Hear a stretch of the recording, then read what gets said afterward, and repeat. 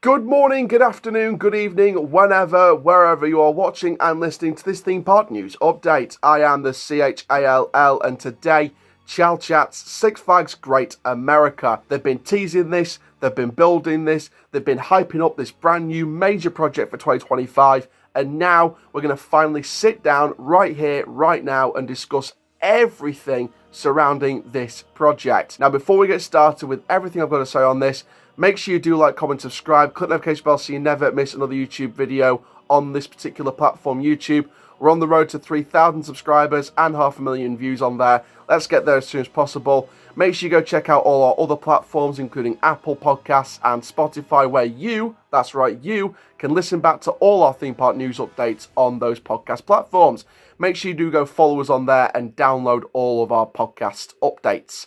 Also, make sure you check out all our other social media platforms, including Instagram, TikTok, and X. Stay tuned for more content this week as we have the big announcement reveal from both New England and right here for Six Flags Great America. And for now, ladies and gentlemen, thrill seekers of all ages, I am the CHALL, and today, Chall Chats Six Flags Great America. So we kickstart with everything we know so far on the project. Now, the majority of the site location of this ride experience will be the former location of Buccaneer Bay, which is the old family splash attraction. It's been ripped apart, it's been demolished, it's been removed from the site, and now the Buccaneer is no more. The Pirates will set sail no more, and Great America will introduce a brand new level of thrill for this area of the park. Now, it is worth noting that a plot of land near towards the Demon is also apparently set to be used for this project, as it seems the project could stretch over to that particular part of the site. Now, it's very, very important to mention that the overall logistics of this project, in terms of the location, it's very, very unique. Of course, they've been teasing a lot about this, and we'll talk about the teaser campaign in a sec. But overall, for this project, it's very, very important to mention that the overall teasing of this project has been very, very lovely to watch and very, very exciting to see. We know that Marcus LeChoc, a reporter and journalist from Theme Parks and Rollercoasters over in the States, has been doing his predictions on morning television in the United States of America. Shout out to him, he does a wonderful job with his shows, and I really can't wait to see what he thinks of this when it gets revealed tomorrow. Obviously, here on Chall Chats, we're going to make our predictions, but to help us make our predictions, we have to look at the 7 words that have been teased in the main final teaser campaign video from the park about this new project. So without further ado, let's get straight into this and talk about all the possibilities surrounding all the 7 words teased, and also share my final predictions for this brand new project. So we kick off this part of the update with the first word, and that is tease. Tease comes in various formations. Now, tease goes one way, in which they are teasing a brand new ride, which Six Flags Great America clearly are to the general public and the roller coaster and theme park community itself. Tease, obviously teasing a brand new ride, but also tease is referencing to a particular type of roller coaster that we could see at the park. Now, it's very important to mention at this stage that there are been rumours, rumblings, speculation that Great America are looking at a Buccaneer Bay dive coaster. For those of you who don't know what those is, look at Oblivion at Alton Towers. You go up this really tall lift hill, you turn round, you hang off the precipice of the drop, and you drop down vertically. The rest of the layout is up to the manufacturer and the park in question. Now then, Dr. Diabolical's Cliffhanger is the most recent example within the Six Flags chain of these Buccaneer Bay dive coasters, and this is where the word tease can come into it. Teasing you, as in hanging you off the precipice of this vertical drop for a matter of seconds, or beyond vertical drop for a matter of seconds, before plummeting you, plunging you into the depths of the area. And for me, this links very, very well with the rumour and speculation that the Buccaneer Bay dive coaster concept will be going into Great America next season. Tease, obviously teasing a new ride, teasing also being hanging you off that potential beyond vertical drop, not even just vertical, but potentially beyond vertical, for a matter of seconds before plummeting you at maximum speeds. The next word is demon. Demon referencing the ride that is nearby this potential location for this ride experience. Demon, of course, being the park's classic looping roller coaster, but Demon also referencing the story and the name of this ride experience. And here is where we go into in-depth about the design and the innovation around the marketing, promoting, and branding of the ride experience. You know, what do you expect the name to be? This is where we go back to a potential trademark that was leaked from Great America months ago on the official board, and this was for the name Wrath of Rakshasa. Now, Rakshasa is a type of evil demon, or a demon with evil intentions, with cannibalistic natures linked to it. It's also linked to religion, and Rakshasa is what looks to be the theme of this ride experience, but also the name Wrath of Rakshasa. I intend that to be the name of the ride experience. I'm going to fully predict that the name of this new ride will be, no matter what, Wrath of Rakshasa. And I think with the hashtag Fear the Wrath as part of the park's promotional campaign for this new ride experience also links very heavily into that trademark name by Six Flags. And I think that Wrath of Rakshasa as a name is very, very immense. It's very menacing. It's very tense. It's very insane.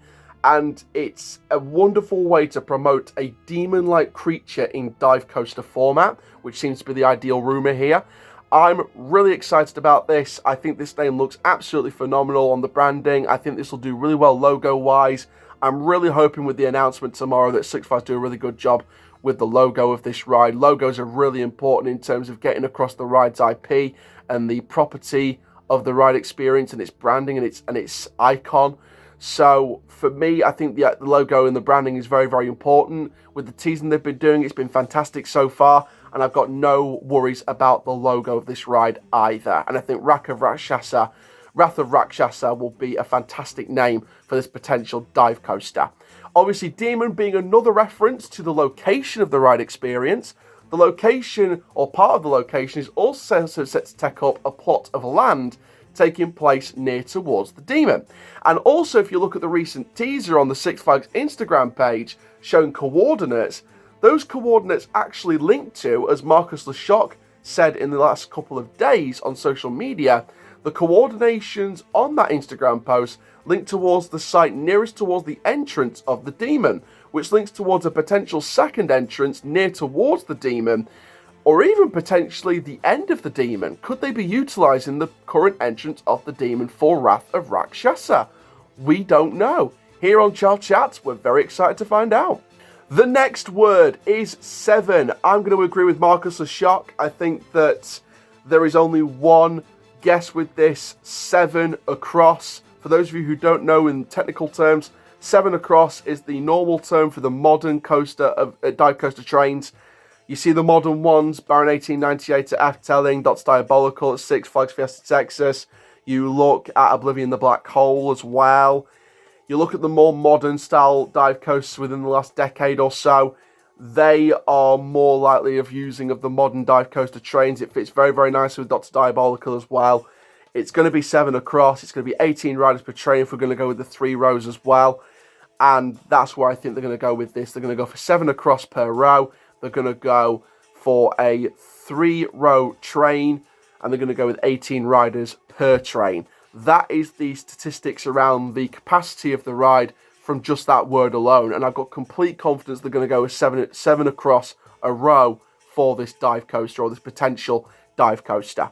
Next up is Steel. Again, another very, very easy prediction here. This will be a Steel roller coaster experience.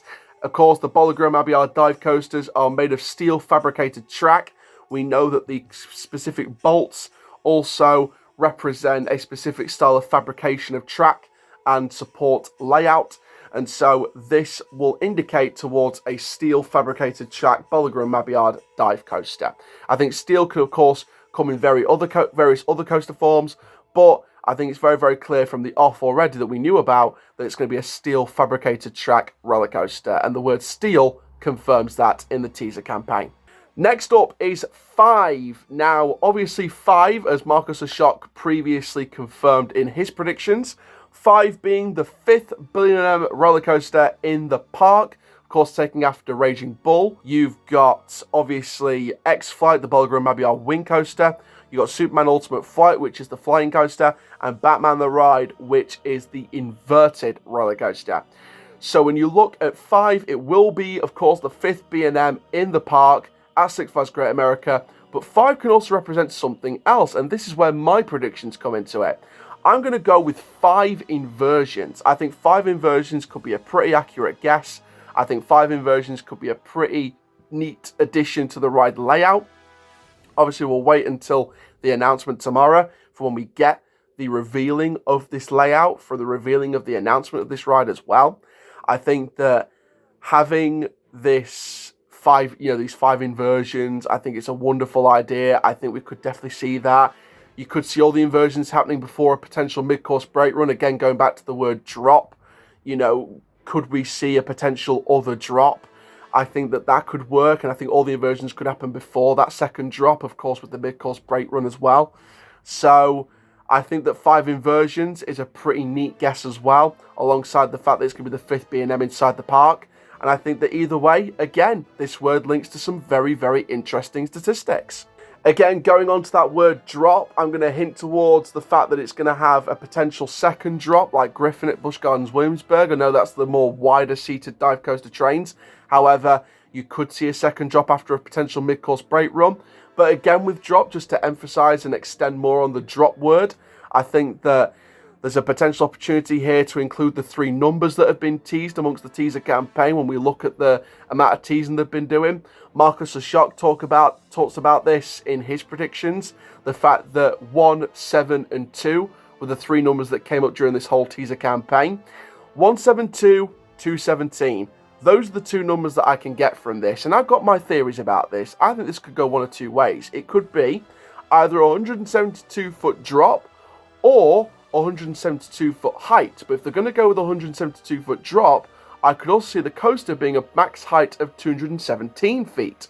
So there's plenty of guesses there about the height and the drop of this ride experience. But also drop meaning there could be more than 1. And finally, 2025. That is the confirmed opening year of this ride experience. Of course, ready. Of course, the ride will be there for 2025, just in time for 2026 when the park officially celebrates 50 years on the box. And for me, Great America opening this in 2025 will be a massive investment for the park, getting ready for that 50th anniversary coming up. And I think that Great America adding this ready in time for that anniversary season coming up later on will be wonderful for the park, and I think this ride will do absolute wonders for ticket sales, revenue increase, and I think that this coaster will be a mainstream blockbuster attraction for the park's lineup. So in closing, what's my final prediction from this project? Well, it is fairly straightforward. I'm going to go with the name of the name Wrath in Rakshasa. I'm going to go with a Bolliger and Mabilliard steel fabricated track dive coaster, 7 across, 3 rows per train, 18 riders per train. I'm going to go with the 5th B&M in the park, obviously with that news. Obviously, I'm going to go with a 172-foot drop. I'm going to guess, and I'm going to go with my gut, and go with a 217-foot max height with a 172-foot drop. I think we're also going to see a potential second drop after a mid-course brake run. I think that 4 or 5 of the maximum inversions will happen before that potential mid-course brake run. And I also see the fact that this ride will be themed after the Rakshasa evil creature or demon from mythology. So there we go. That is my final prediction, the Wrath of Rakshasa. What's your predictions? Comment down below, both on podcasting platforms, social media platforms, and also across YouTube as well. And for now, ladies and gentlemen, I am the CHALL. Ta-ra for now, and that is the end of your theme park experience.